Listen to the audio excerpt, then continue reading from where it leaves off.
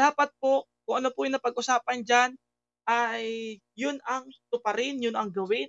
Huwag niyong biktimahin yung bata kasi sa nakikita ko sa comment section mga kapambihira, kawawang-kawawa pa rin si Dave. Parang parang wa effect, ha? Parang wa effect po yung closure na ginagawa ninyo diyan sa live na 'yan. Ha? Parang wa effect. Ano ibig sabihin ng wa effect? Walang epekto. Oh. Basta katekram, wala lang pong wakwak po na makisawsaw. Mabilis. Ayun, basta daw wala daw wakwak na makisawsaw. Walang hiya. Bakit hindi mo kayang sabihin ng direktahan yung mga reactors mo? Jud, akala ko ba yan ay tawag para sa pagkakaayos sa kapayapaan? Oy, bakit gano'n? Kami lang pala ang titigil, kayo pala ay banat ng banat. Kaya pala, after ng live na 'to ay marami ng banat. Nagpahinga ako ng isang araw. Sabi ko tatahimik muna ako, susubukan ko. Ura-urada, pakatapos nung live nilang 'to, ay may mga naka-line up na, may mga nagla-live na agad na mga defender nila. Oh. Eh, siguro itong ginagawa ko hindi naman kita inaano diyan, eh. Ang tanong lang diyan ay bakit kami lang yung dinidirekta mo na 'wag makialam. Tapos yung mga defender okey lang. Kasi ito yung naiisip ko po diyan mga kapambihira, puwedeng aabsueltuhin niyo si Dave. Puwede idedepensa niyo si Dave, tapos sasabihin niyo sa mga defender niyo tigilan na si Dave, puwede. Pero yung mga wakwak sasabihin mo, eh, atakihin niyo ng atakihin yung mga wakwak kasi nag-i-initiate ka nga, oh. Basta wala lang wakwak na makialam. Ay, hindi maganda 'to. Hindi maganda 'to. Akala ko ba yan ay for ano, closure? Oh, una, sinisisi mo palagi diyan yung bata. Pangalawa, wakwak na naman ang pinatatamaan mo. Naku, independent wakwak na lang ako. Oh, sige, hindi na ako defender ni Dave, independent na lang ako. Naku. So, basta katekram, wala lang pong wakwak po na makisawsaw. Mabilis po maayos to. Oh, nakita niyo po, basta wala lang daw wakwak na makisawsaw, mabilis maayos. Eh kung hindi nga nakialam yung wakwak, hindi kayo mag-uusap diyan. Kuhanin niyo mga kapambihira. Kung hindi pa nakialam yung mga wakwak, hindi kayo hahantong sa pag-uusap na yan. Ayaw niyo talagang kausapin yung bata. Na samantalang hindi naman na kailangan ng abogado para ibigay niyo yung karapatan ng bata. Hindi naman na po kailangan sana ng abogado, ibigay na lang ninyo sa bata yung pagmamahal na sinasabi ninyo. Tapos sasabihin niyo na kung wala nakikialam na wakwak, mas mabilis na maayos. Eh, yung wakwak na nga po ang nag-effort para maayos. Naku, kawawa naman pala po yung mga wakwak, sinisisi na naman dito. Tama. Ikaw kasi kanino ka kumakampi. Ikaw kasi kung naku sis, style mo Jun. Ako ha, nung una kalmado ako, ngayon parang painit ng painit. Painit po ng painit, bakit? Eh, puro sisi mga kapambihira. Paano tayo niyan? Paano tayo niyan? Kaya humihirap eh. Kaya ay naku. Pero katekram, napag-usapan na po yung mga bagay po niyan. At saka na lang po natin ipapaliwanag pa yung ibang mga bagay. Kape po tayo. Oh, yan. Napag-usapan na pala tapos banat ka pa rin ng banat sa mga wakwak. Eh, dapat lang pala talaga nag-reaksyon ako ngayon na narinig ko yan. Napag-usapan na pala, di ba sabi mo closure? Eh di ba sabi mo announcement yan na nagkaayos na kayo? Eh bakit ganyan?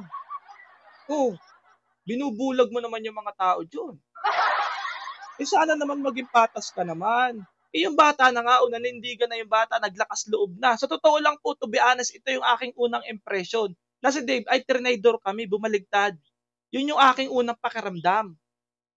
Pero nung nare-realize ko unti-unti, panawagan yan para sa kapayapaan, tapos kaya ako nag-iisip anong sinabi ninyo kay Dave?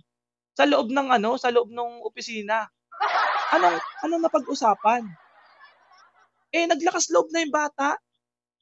Oh, tapos during sa live pala, ipapahiya mo lang din naman pala, sisisihin mo ng sisisihin lang. Eh, ang purpose ng live ninyo dapat ay closure, pagkakasundo, pagkakaayos. Okay na kami, payag na kami doon kung talagang masiserve yung purpose ng pagkakaayos. Oh. At makukuha na ni Dave yung para sa kanya, ma-closure na, wala na mga reactor. Ang pinapatigil mo lang yung mga wakwak. Tapos yung mga reaktor mo, hindi mo kayang patigilin pala. Wala, sa totoo lang, wala kang direct command sa amin. Wala kang direct command sa amin. Pero pag si Dave yung nag-direct command sa amin na, Kuya BJ, stop na, wag na daw po tayong sasagot. O, igagalang ko yun. Ikaw, ang direct command mo, yung mga defender mo. Dapat yun ang dinidirektahan mo ng command. Pero kami pa yung, ay, nakakahalata naman ako sa bagay ganyan ang, okay. Kuya, kasi sir, ito po, matcha po yan. Ito po, honest reaction. Seryoso po, ito po talaga yung reaction ko. Impromptu po ito. Yung mga nauna, medyo maganda. Pero dito, bakit ganyan? Iba talaga ang galawan nito.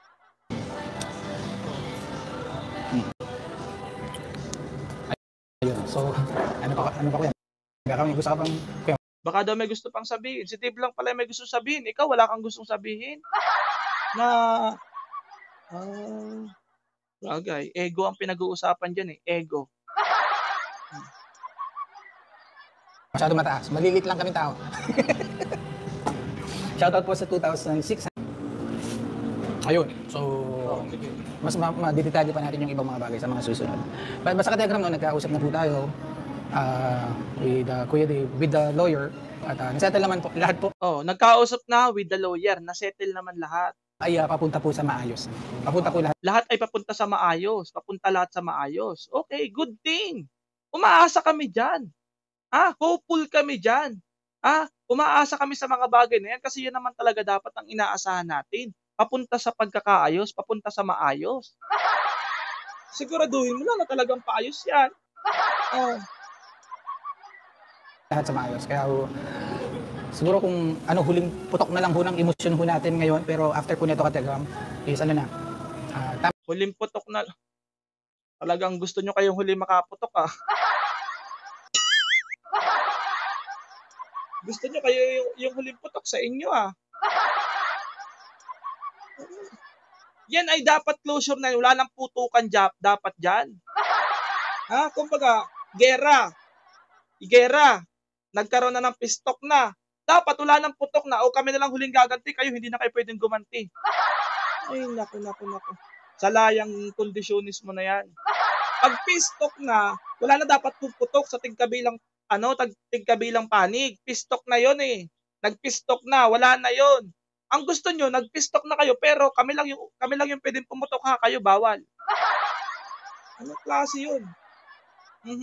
Huling putok daw ay kay June. Nako.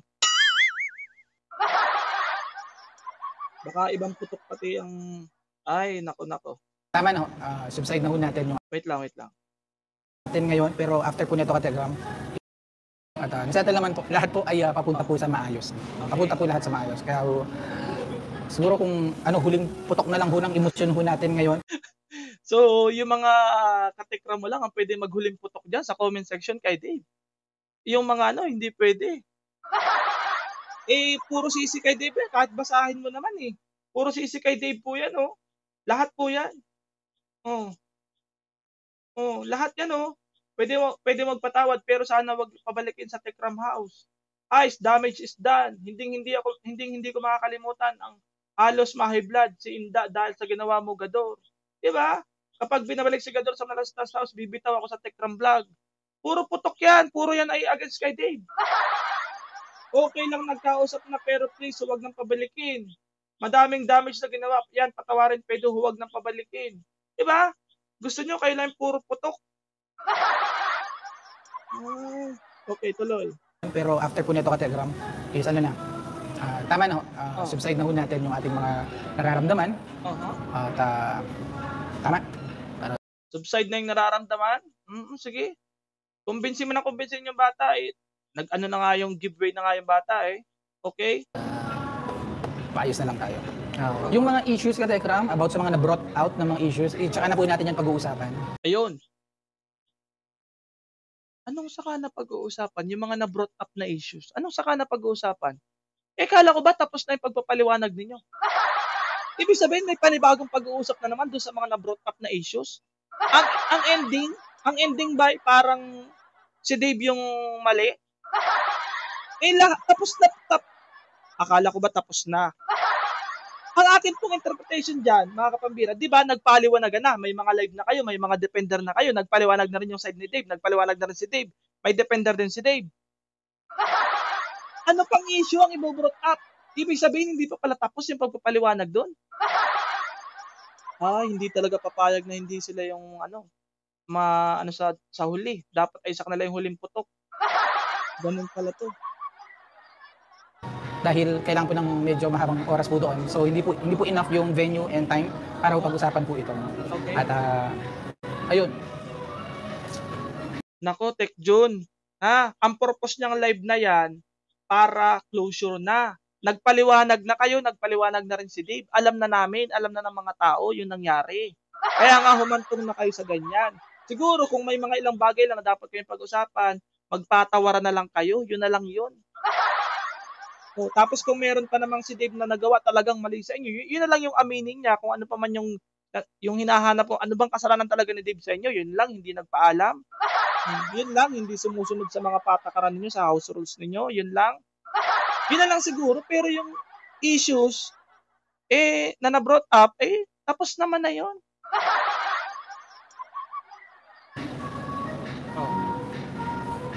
May dumaang natahimik. Gusto ko ba sabihin, kuya? Wala na to. Wala na. Wala na, sige. Nag-aantay ako na si Jun ay talagang mag-a-apologize man lang kahit konti kay Dave. Wala akong marinig dito. Hindi natin alam kung sa off-cam na ginawa niya yon, sa live hindi niya kayang gawin, sa off-cam lang. Pwedeng ganun din eh. Tanungin ko nga si Dave kung nag-apologize man lang si Jun sa kanya. Baka kayang gawin ni Jun sa off-cam, pero sa live hindi at nakakahiya nga naman. Nakakababa ng ego.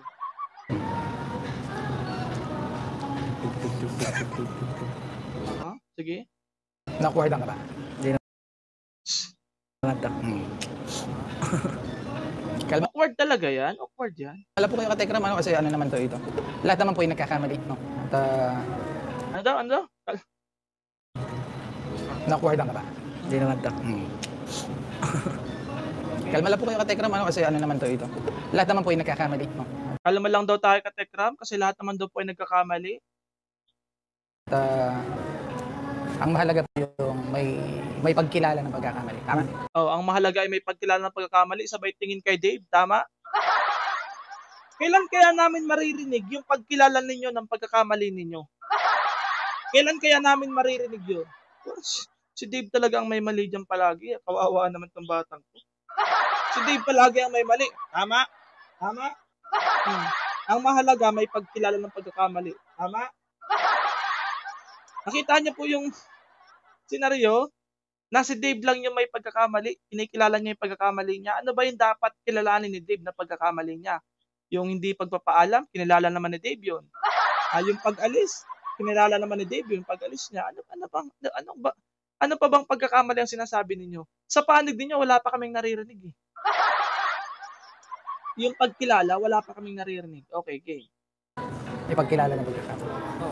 So, ayun, sa lahat po ng mga sa mga nagre-reactor ho dyan, kumalma po tayo at pili po natin wag na lang po natin gawan ng para bang issue pa dahil kumalma lang pero hindi niya papatigilin. Wag na sa mga wakwak, wag na makialam.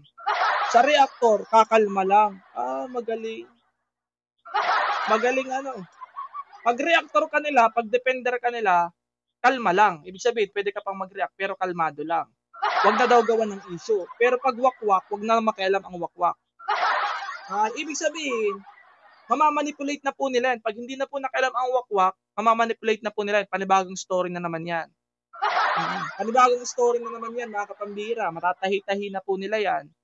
Pag wala pong wakwak na nakialam, matatahi-tahi na po nila yan. Mapapatch-patch na po nila yun yung mga dapat tapalan. Okay. Internally ongoing na po yung pag-uusap. So tama, kasi yan ay legal na po yan. Proper venue na po yan. Yan na po yung sinasabi ninyo dati. Na kung talagang gusto namin makipag-ayos, dalahin sa proper venue. Kung talagang gustong matapos yung issue or kung talagang may complaint, dalahin sa proper venue. Tatandaan ninyo yung hamon nyo sa amin? Ayan na po yung proper venue.